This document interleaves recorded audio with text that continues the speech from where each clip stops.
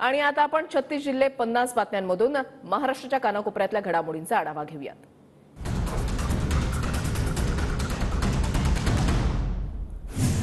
महाराष्ट्र नवनिर्माण सेनेचा आज छत्रपती शिवाजी महाराज पार्कमध्ये गुढीपाडवा मेळावा। राज ठाकरेंच्या भाषणाकडे महाराष्ट्राचं लक्ष। राज ठाकरे युती संदर्भात आज बोलणार का, याकडेही सर्वांच्या नजरा।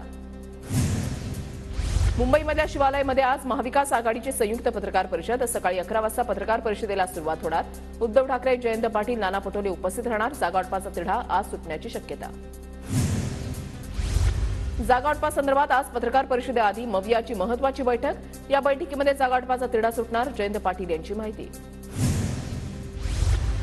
सांगलीच्या जागेची आज महाविकास आघाडीच्या पत्रकार परिषदेमध्ये घोषणा होण्याची शक्यता। सांगलीमध्ये ठाकरे गटाचे चंद्रहार पाटील उमेदवार, पण सांगलीवर काँग्रेसचा दावा। उद्या निर्णयाची गुढी, काँग्रेसचे इच्छुक विशाल पाटलांचं वक्तव्य। शरद पवार गटाकडून रावेरच्या जागेसाठी श्रीराम पाटील जवळपास निश्चित। रावेरच्या जागेसंदर्भात आज अधिकृत घोषणा होणार।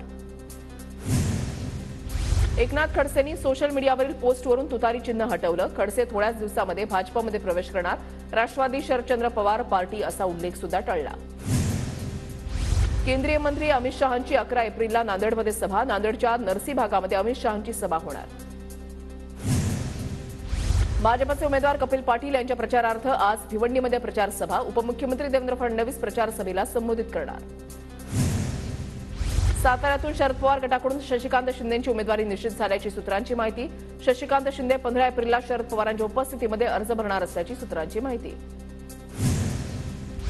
साताऱ्याच्या कराडमध्ये शंभूराज देसाईंच्या उपस्थितीमध्ये महायुतीचा संवाद मेळावा। महायुतीमधील घटक पक्षांचे पदाधिकारी उपस्थित।